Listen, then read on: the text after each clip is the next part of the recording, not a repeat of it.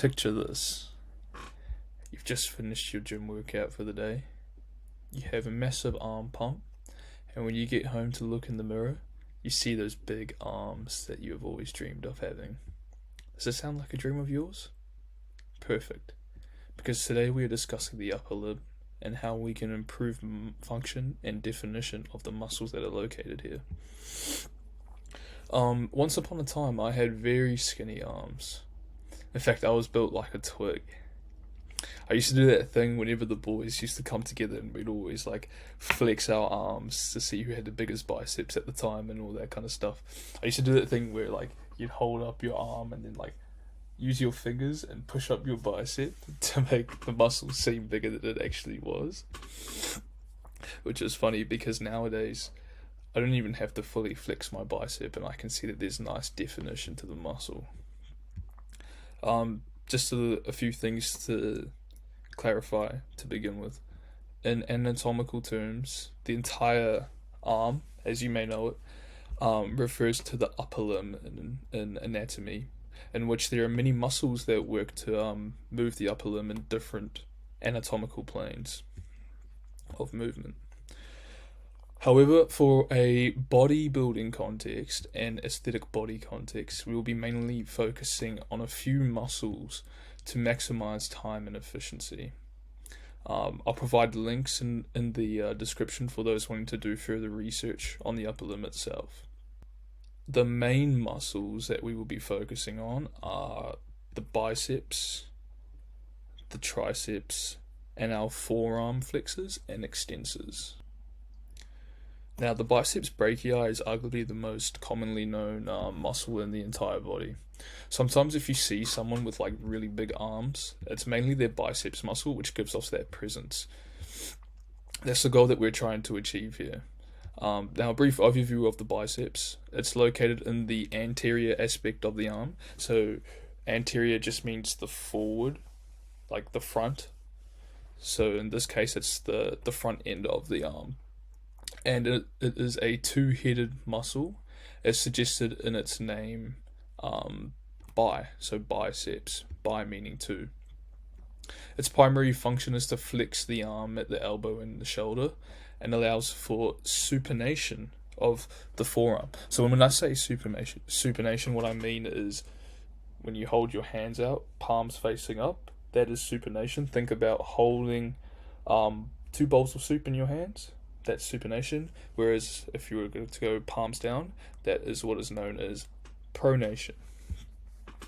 In terms of the attachments found in the biceps, the long head, which is this part over here, originates from the supraglenoid tubercle on the scapula, which is found over here, whereas the short head, this muscle here, originates from the coracoid process, which is this part of the scapula right here. Both heads insert distally into the radial tuberosity, which is found down here on the radius bone of your forearm, and it is connected through the bicipital aponeurosis, which essentially is a type of connective tissue which consists of a flattened tendon and which allows the muscle to attach to bone. Now, due to the nature of how the biceps muscle is, it's actually possible to build great bicep strength and size just by doing chest exercises and pushing motions as they both work the biceps muscles secondarily. However, we are aiming to isolate these muscles for maximal growth and conditioning, and to do that, we want to be incorporating bicep curls into our workouts. Now, this sounds straightforward, I know, but I'm not talking about any standard bicep curls. We want to be doing 7 reps from the beginning of the motion, so from here to about midway, which is just below where this guy is. And then we want to be doing 7 from midway, so from, think about here, to full range of motion, where this guy is basically. And then we want to be doing 7 full range reps for a total of 21 reps. And we want to be repeating that for at least 3 sets. This essentially allows us to tear all the microfibers that are found within the muscles so that we can build them back up even stronger. Now, the triceps brachii is the muscle which is located in the posterior compartment of the upper limb. So your biceps is the anterior part of your arm, and the triceps is the posterior, meaning the back side of your arm. Unlike the biceps, it contains 3 heads as suggested in the tri aspect, or the tri word, found in its name. So the long head here originates from the infraglenoid tubercle of the scapula, which is around here. The lateral head originates from the humerus, and the medial head also originates from the humerus, but further down, or inferior in anatomical terms to the lateral head. All the heads merge together into one tendon, which inserts into the olecranon of the ulna, which is one of the 2 bones that make up your elbow joint. So they attach to your elbow, basically. The triceps are like the biceps, in which you can build a reasonable amount of strength through pressing motions and exercises. However, for isolation of the muscle, we want to be doing exercises such as tricep pull downs using a cable machine, and the rope attachment. Other movements and exercises can work too, but I found these to be the most effective. My advice would be to explore and experiment with different exercises and find what works for you.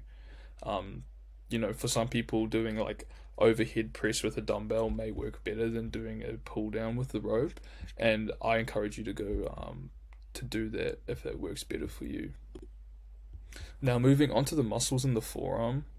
Just by looking at this diagram, it can actually get pretty complicated and specific.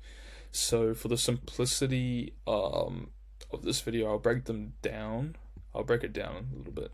Basically, in our forearms, we have what are known as wrist extensors and wrist flexors, which work to flex and extend the wrist. The wrist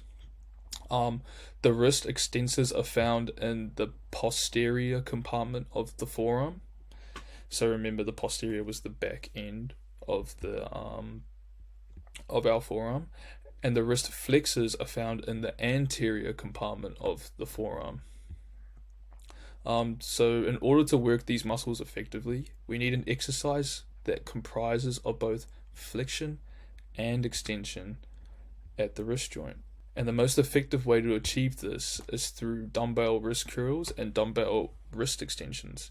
So these 2 simple exercises incorporate that flexion and extension movement that we are after in the wrist, and will ensure that muscles in both compartments get worked and have an opportunity to grow. Overall, working out your arms is crucial not only for enhancing muscle tone and strength, but also for improving functionality in everyday life.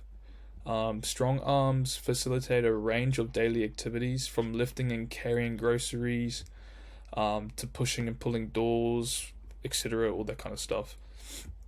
Moreover, upper body strength is vital for tasks that require endurance, such as holding a child, gardening on a Sunday, or even performing certain job-related duties that you have at work, all that kind of stuff. Developing your arm muscles helps in maintaining good posture, reducing the risk of injuries by supporting joint health and increasing overall mobility.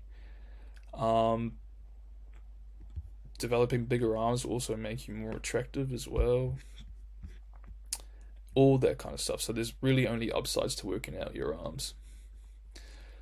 Thus, regular arm exercises contribute significantly to a more active, independent, and capable lifestyle, which makes everyday tasks more manageable and less fatiguing in the long run. So yeah, that basically covers today's video.